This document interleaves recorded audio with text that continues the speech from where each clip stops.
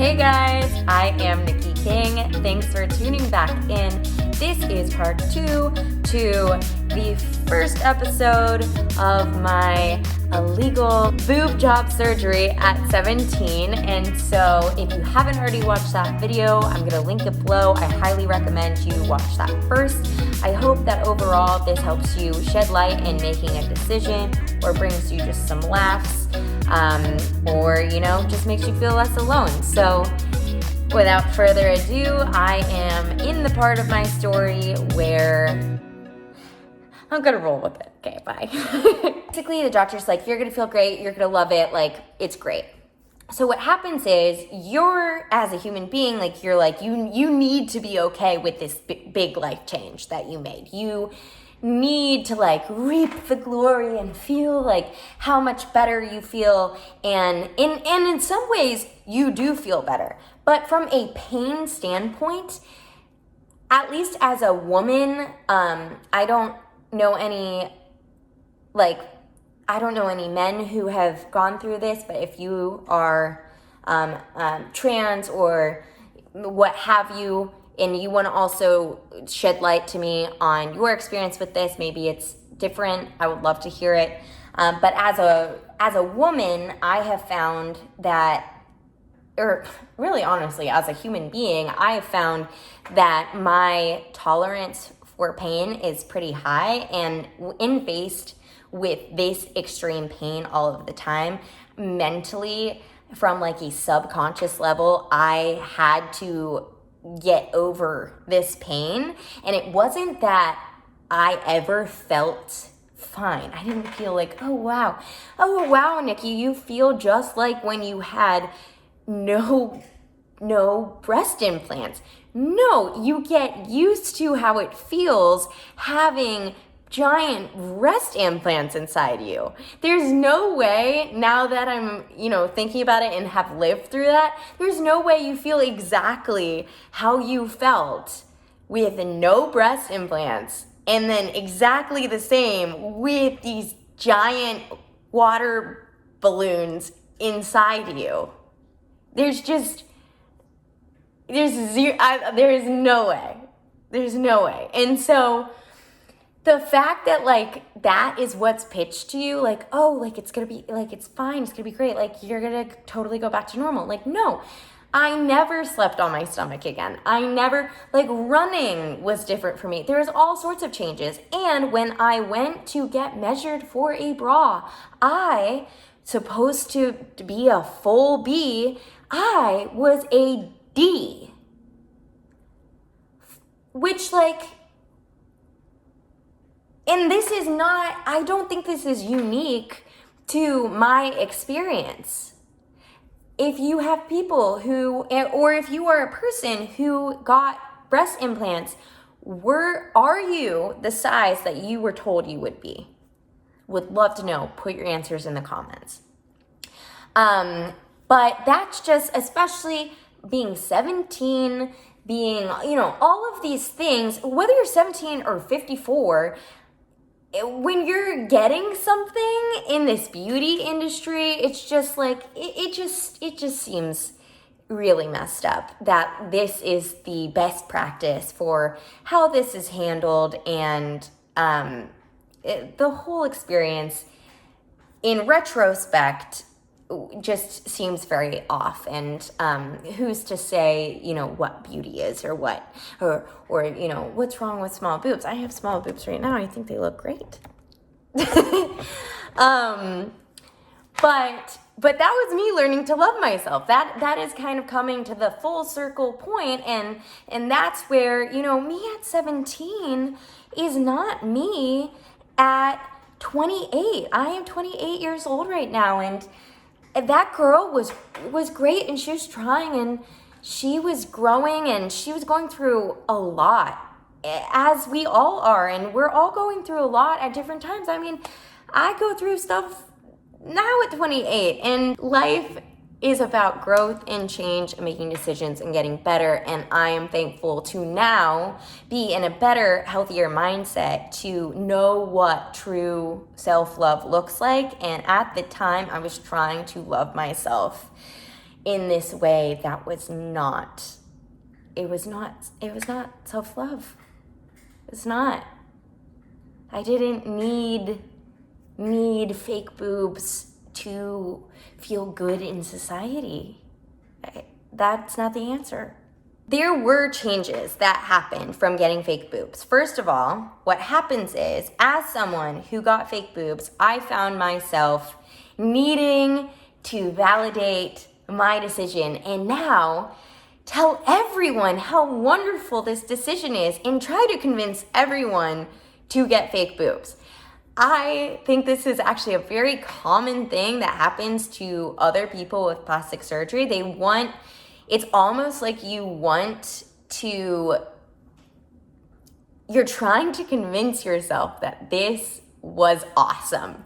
And so now you are being more critical of people with smaller boobs. And now, like, I remember walking around, like, being like, oh, like, that girl, like, she has no boobs. Like, she really needs some fake boobs. Like, what? Like, never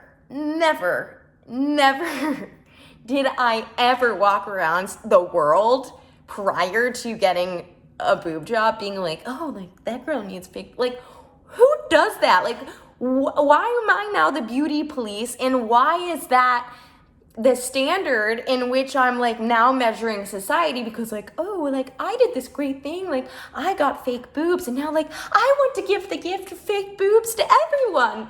You get boobs, and I don't know what this voice is, but I think it came from my desire to justify my decision to do this great thing. I was trying to convince myself that this was this great thing, and, like, wow, everybody needs to do this. And honestly, I thought that it was a nice thing to recommend fake boobs. How awful. I was wrong. If I recommended you to get fake boobs and was like, this is a very common thing with girls with fake boobs, they're like, oh, touch my boob, it feels so real. Like, wow, like, did you know? You did.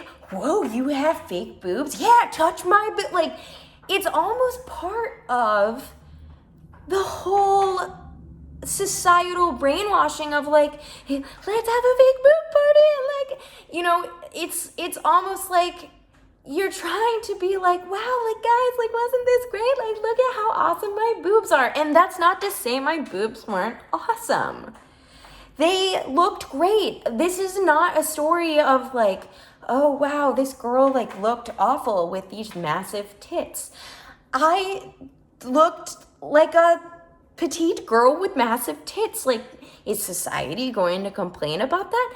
No, they're not. There's gonna be, you know, people who are like, how did Nikki get such big boobs? Like, I wish I looked like Nikki. And then that's starting a whole nother round of people who are getting fake boobs, not even knowing that I have fake boobs. And it's just this whole cluster situation of not empowering people, and I don't want that to be my legacy, that I encourage someone to get fake boobs because I had fake boobs. It just sounds really empty and really sad. So I entered college. I was pursuing acting at NYU, very prestigious. Part of also why we decided that I should get fake boobs was, like, so that everyone would have just known me with fake boobs, because, like, oh, I'm gonna be famous. And it's so ridiculous and it's so vain, and I have no problem mocking myself now. And yeah, like, it's just ridiculous. But, like, oh, like, you're gonna be famous, so, like, nobody should know.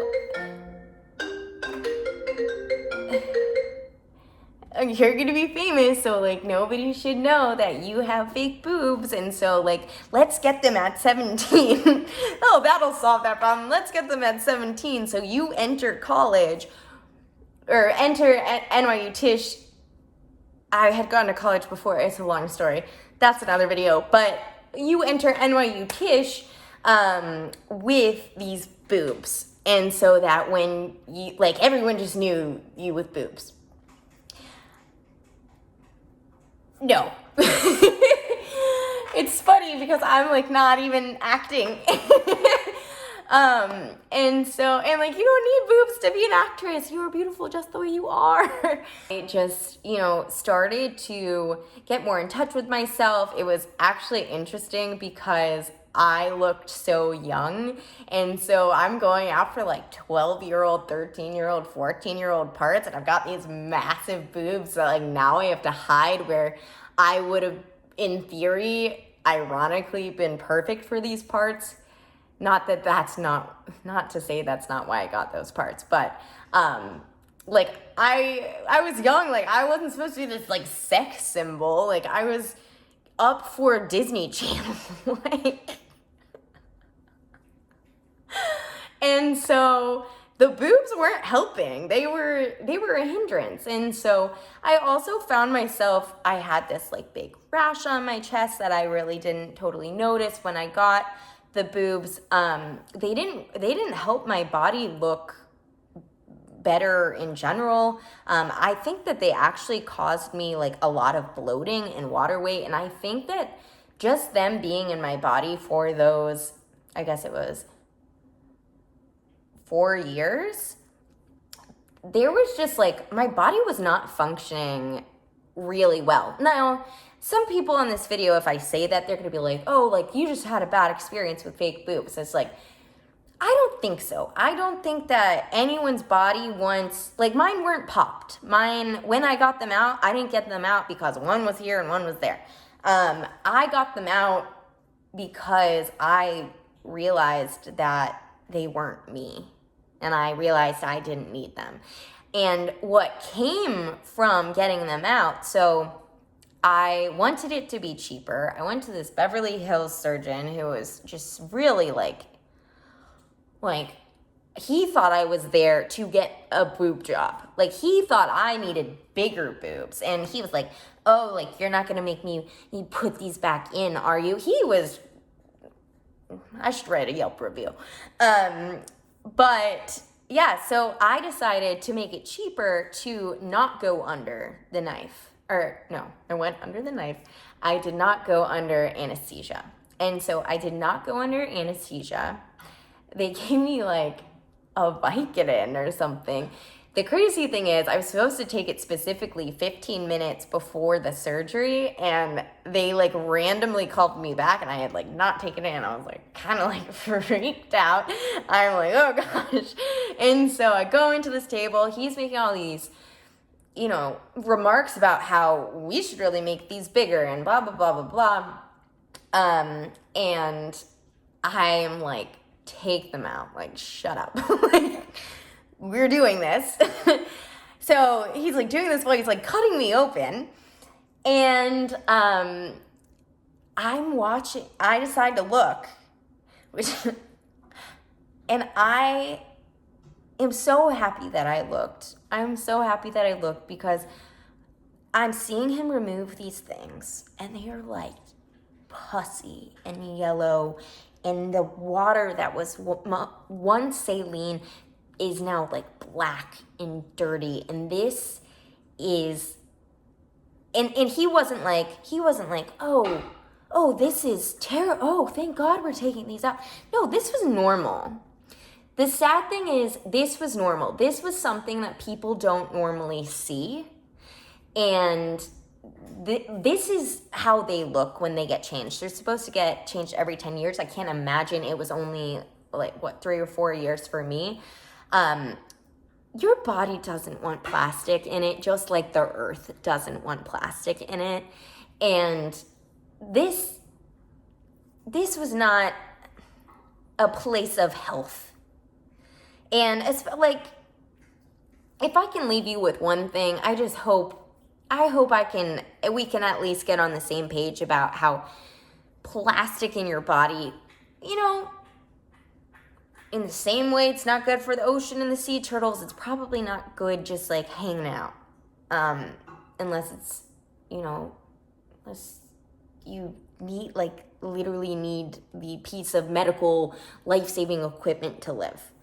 And so he, stitched me back up. And so what I did not touch on is you know, to get the courage to now take these boobs out. These are big boobs. I had stretch marks.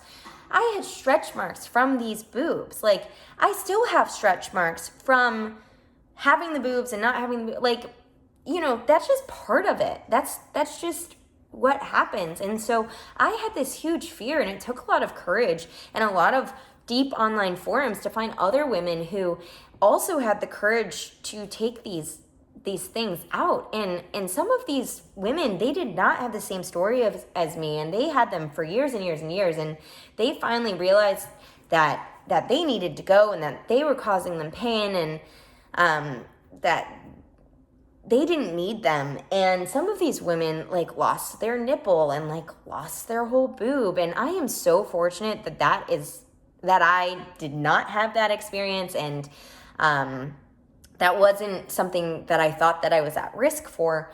But as far as like, you know, I was 21. Like, I don't want these like raisin tits. Like, you know, it was scary. It was like, will they bounce back? And so there was this girl on the forum, and I don't know who you are, but I thank you so much. She had posted a photo every single day for a year, and she, like naked, but not that kind of nude. And so she had posted every single day for a year, and she, thank you so much, is really the reason that I felt,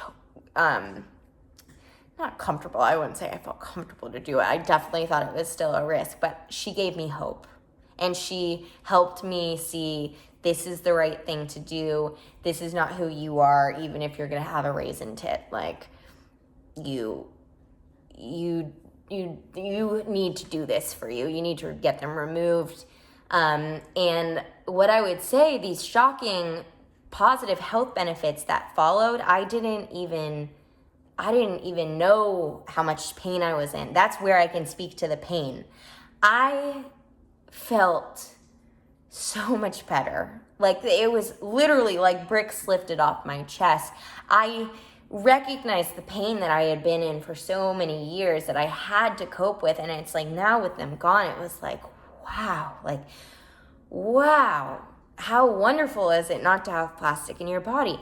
My body also, everybody thought I like lost a ton of weight because I think my body just was kind of like bloated, like especially from like the chest up.